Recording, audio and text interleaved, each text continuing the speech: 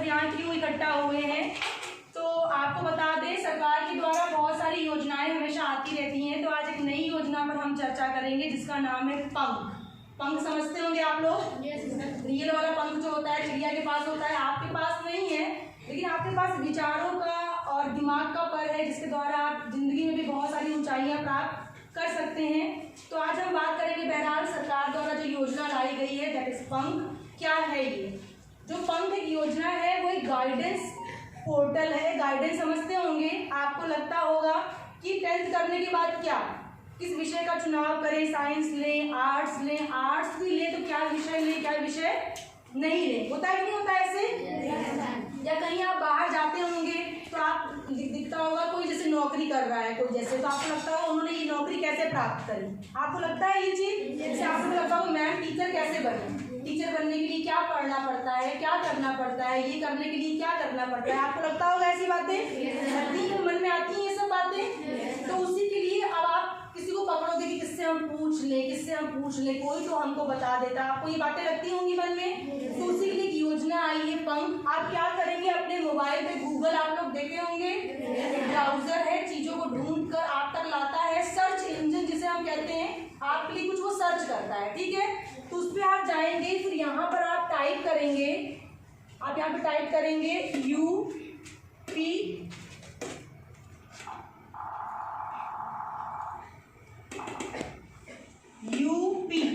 उत्तर प्रदेश, फिर पंख PANKH.in,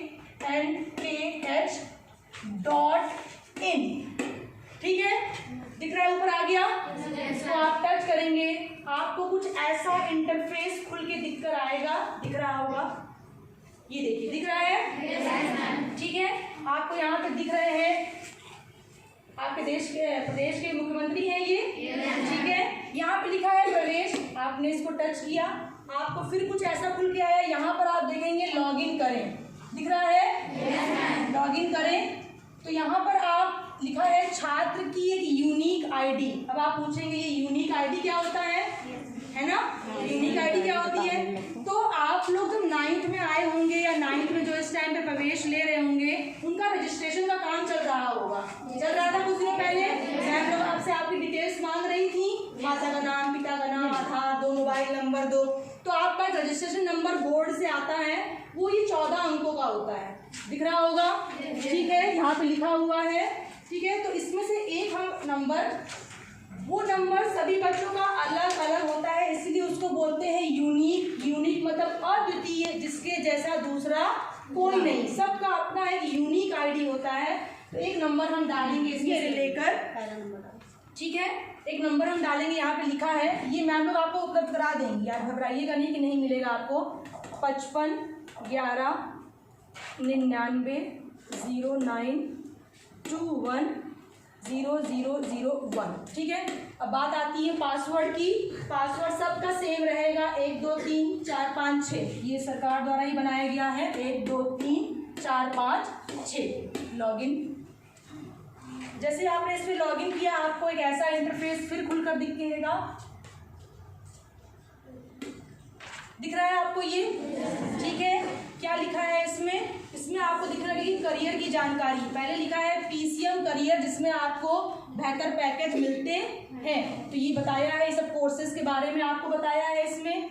फिर करा है कि आपको क्या क्या आप देख सकते हैं। यहाँ पर आपका करियर लिखा है, करियर समझते होंगे आप लोग, आपको आगे किसमें करियर बनाना है, डॉक्टर बनना है, लॉयर बनना है, इंजीनियर बनना है, डांसर बनना है, बड़ा अच्छा कुक बनना है।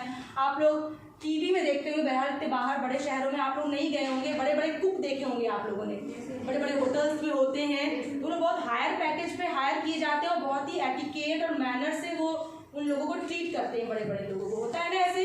तो आपको मन करता होगा इसमें हम कैसे अपना करियर बनाएं, तो आप यहाँ करियर को छुएंगे तो आपको बहुत सारी चीज़ें, बहुत सारे ऑप्शन खुल के नजर आएंगे।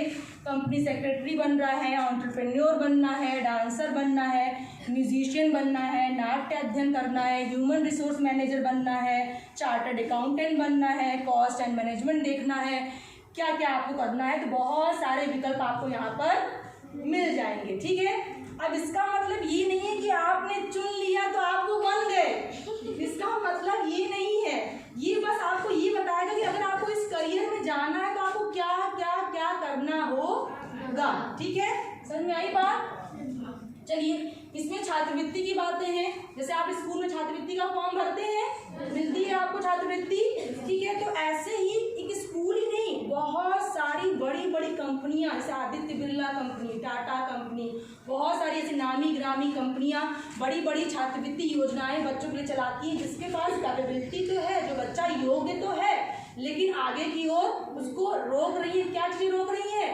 धन का अभाव, वित्तीय अभाव। उसके पास पैसे नहीं है कि वो कोर्स कर सके, लेकिन दिमाग भगवान ने उसको भरपूर दे रखा है। तो मान लीजिए हमने टच किया छात्रवृत्ति को, तो आपको यहाँ पे दिखने लगेगा कौन कौन सी कंपनियों के या कौन कौन से लोग अपनी छात्रवृत्ति चला रहे हैं। TSS समीर और आदित्य बिरला कैपिटल, पैनासोनिक, ये सब द नेक्स्ट जेनस, ये सब बहुत आपकी क्या दिख रही है? आपको छात्रवृत्ति दिख रही है। मान लीजिए हमने आदित्य बिरला ग्रुप की छात्रवृत्ति पर टच किया। ठीक है, तो इसमें बताएगा कि जनरल इंफॉर्मेशन उस कंपनी के बारे में, फिर अवार्ड्स क्या क्या हैं। 1 to 8 के स्टूडेंट को वो 24,000 इनाम देते हैं।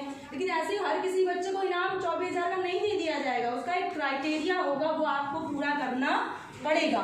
एलिजिबिलिटी क्या है ये बताएगा, आपको पता चलेगा। एप्लीकेशन फीस क्या है, एप्लीकेशन का प्रोसीजर क्या है, सिलेक्शन प्रोसेस, ये सब आप जानेंगे तब आप चीज़ें प्राप्त कर पाएंगे। ठीक है, इसमें आपको लास्ट डेट दिखेगी, ये सब बातें आपकी इसमें बताई गई है। ठीक है, कि जैसे अब मान लीजिए कॉलेज, जैसे कभी कभी हमको एडमिशन लेना होता है तो हम कंफ्यूज रहते हैं, ये वाला कॉलेज चुने कि वो वाला कॉलेज चुने।